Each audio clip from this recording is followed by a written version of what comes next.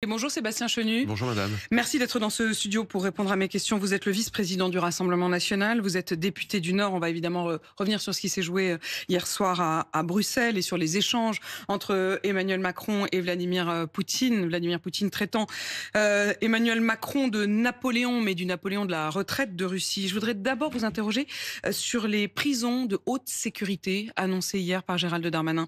Il n'y en aura pas une, mais deux prisons de très haute sécurité pour isoler, couper du monde les plus gros narcotrafiquants, ceux qui en tout cas présentent le plus gros danger. Et la première accueillera ces narcotrafiquants dès le mois de juillet. Est-ce que vous saluez cette décision et cette annonce ? Oui, alors c'est une demande que nous on avait depuis longtemps, de faire en sorte que les narcotrafiquants soient isolés. Plusieurs choses peut-être d'abord. D'abord, moi je veux commencer par saluer, avant de saluer cette décision, saluer les personnels pénitentiaires qui font un boulot formidable et souvent un peu en dessous des radars, souvent peu rémunérés, mal considérés. Je pense qu'il faut aussi qu'on pense à la revalorisation de ces agents et aussi à la nécessaire mobilisation. Mais c'est le cas là, non ? Oui, il salue d'ailleurs plutôt la décision du ministre de la Justice. Mais ce que je veux dire, c'est qu'il ne faut pas oublier qu'il y a des hommes et des femmes qui, derrière, font un travail qui est particulièrement ingrat et difficile en matière de sécurité. Et je veux d'abord penser à eux sur les places de prison en tant que telles. Nous, on est favorable à ça à partir du moment où on reste dans des prisons qui sont à des formats de 200 détenus. C'est à peu près le cas, je crois, en tous les ou même un peu moins peut-être, de Vendin-le-Vieil et puis de la prison de Condé-sur-Sarthe, parce que ça reste des établissements gérables avec des prisonniers excessivement difficiles. Le reste, aller dans des schémas de grandes prisons américaines avec des centaines et des milliers de détenus, ça devient difficile. Donc là, on est dans un schéma qui va bien. Mais il ne faut pas oublier, lorsqu'on salue une décision qui est celle-ci, c'est pas non plus révolutionnaire non plus. Je veux dire, dans la lutte contre le narcotrafic, ça dit quoi? Ça dit d'abord que Gérald Darmanin, lorsqu'il était à l'intérieur, a échoué sur Place Nette. Souvenez-vous, les opérations Place Nette, les points de deal qui devaient est-ce que être c'est pas plutôt éteints et qui l'inverse ? se sont reconstitués. C'est-à-dire qu'à partir du moment où un certain nombre de narcotrafiquants ont été arrêtés, non, mais ceux-là, ils sont déjà en prison depuis déjà longtemps, en réalité. Pour un grand nombre d'entre eux, mais ça a vocation aussi à en accueillir de nouveaux. Et puis surtout, si vous voulez, tant qu'on ne traite pas la problématique de la drogue et du narcotrafic, qui est essentielle dans notre pays, c'est-à-dire à travers la gestion des frontières, à travers une justice. Je rappelle que dans la plupart des cas, par rapport à la peine qui est prononcée, c'est 19% de la peine prononcée qui est effectivement effectué. Donc ça veut dire que vous avez des juges, des magistrats qui prononcent des peines et qu'à la fin, les détenus en ont, les condamnés en ont effectué qu'une petite partie. Donc vous avez ça et puis vous avez évidemment tapé le consommateur. Et sur ces trois volets, une justice plus efficace, un consommateur mis en responsabilité. Vous avez longtemps entendu dire parfois que la justice était trop laxiste, qu'on ne tenait pas suffisamment les prisons.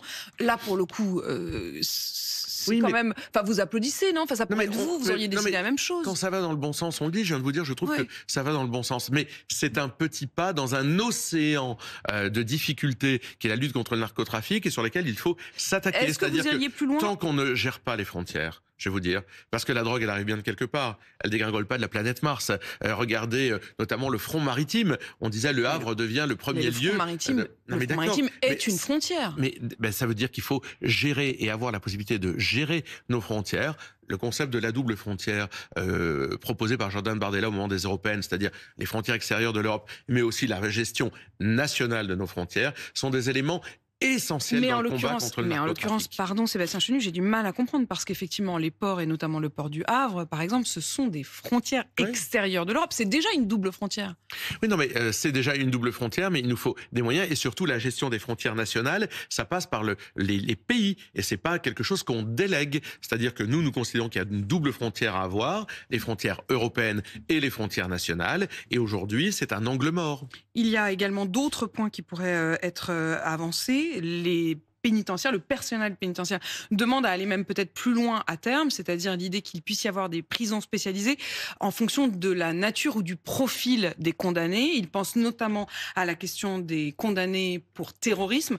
ou alors à la question également des condamnés qui présentent des profils psychiatriques difficiles, qui ne soient pas mélangés aux autres. Est-ce que vous estimez que c'est une bonne chose et qu'il faudrait aller vers cela? Sur la question de la santé mentale, évidemment, parce que la question de la santé mentale, c'est-à-dire que vous avez des gens qui n'ont rien à faire en réalité dans des prisons et qui occupent des places de prison qui empêchent l'enfermement, en tous les cas des peines de prison réelles pour d'autres délinquants. Donc là, on doit évidemment avoir une réflexion très poussée sur la question de la santé mentale et de l'enfermement de gens qui ont des problèmes psychiatriques très importants, parce que nous sommes au maximum, je crois qu'on doit avoir 80 000 détenus en France, on est au maximum des places occupées, voire suroccupées. Donc évidemment, on doit avoir des endroits, des structures qui permettent à la fois d'accueillir ces délinquants avec une psychiatrie très particulière, mais également avoir des établissements pour des courtes peines, pour des petits délits qui doivent aujourd'hui être créés. Ça n'existe pas aujourd'hui dans le pays. Je ne vois pas Gérald Darmanin à la manœuvre et nous pensons que notamment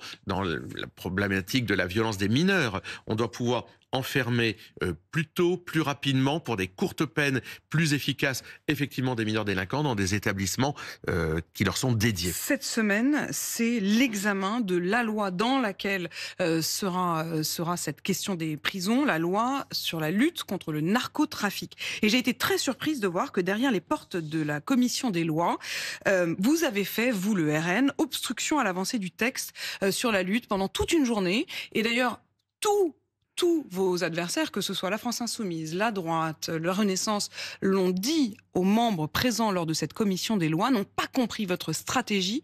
Vous avez fait perdre énormément de temps à vos collègues députés. Pour chaque nouvel amendement examiné, vous avez demandé systématiquement une procédure de vote beaucoup plus longue. Pourquoi vous faites ça? Pourquoi vous faites ça derrière les portes de l'Assemblée? Non, mais on ne fait pas ça derrière les portes de l'Assemblée. Tout est sur public, un texte les comptes qui rendus clairement sont publics, est un les votes texte sont publics. qui devrait être soutenu par vous. On fait notre boulot de législateur. Parce qu'il y a une hypocrisie, je vais vous dire. Quand d'un côté, vous avez le garde des Sceaux qui nous dit « je lutte contre le narcotrafic » et que dans la même journée, vous avez des gens de sa majorité, je pense à un député de Moselle, M. Mendes, qui s'associe à un député LFI, M. Léaumont, pour demander la dépénalisation de l'utilisation de la drogue, tout ça doit être mis dans la lumière. Il y a une hypocrisie dans cette majorité. Mais mettons aussi dans la lumière le fait que vous faites obstruction à l'examen parlementaire. On fait notre boulot de législateur, madame. Qu'est-ce qu'on dirait si on laissait passer tout ça? Donc nous faisons notre boulot de législateur et nous les mettons face à leurs responsabilités. Ils ont des contradictions. En demandant notamment des votes qui soient des votes publics ou des votes à bulletin secret, en tous les cas selon ce que Vous considérez aujourd'hui qu'il y a une forme d'alliance entre certains du gouvernement et LFI? Il y a un bloc, une tendance, un côté de la majorité qui penche à gauche, qui effectivement fait des clins d'œil d'abord au Parti socialiste, puis à LFI, sur les sujets de société en particulier. On le voit bien. Et ça, enfin, quand vous entendez les propos de M. Sacha Houlié, qui a été président de la commission des lois macroniste dans le dernier mandat, ou ceux de M. Mendes, député macroniste de Moselle, qui visiblement revendique lui-même, en tant que parlementaire, de consommer de la drogue, vous vous dites qu'effectivement, on n'est pas au bout du chemin et qu'il va falloir que cette majorité ou ce bloc central, je ne sais pas comment on l'appelle, soit un peu plus clair vis-à-vis de ce qu'ils attendent dans la lutte contre la drogue. Parce que vous ne pouvez pas avoir un garde des Sceaux qui ouvre des prisons et de l'autre côté des députés qui alimentent ou qui souhaitent alimenter un trafic.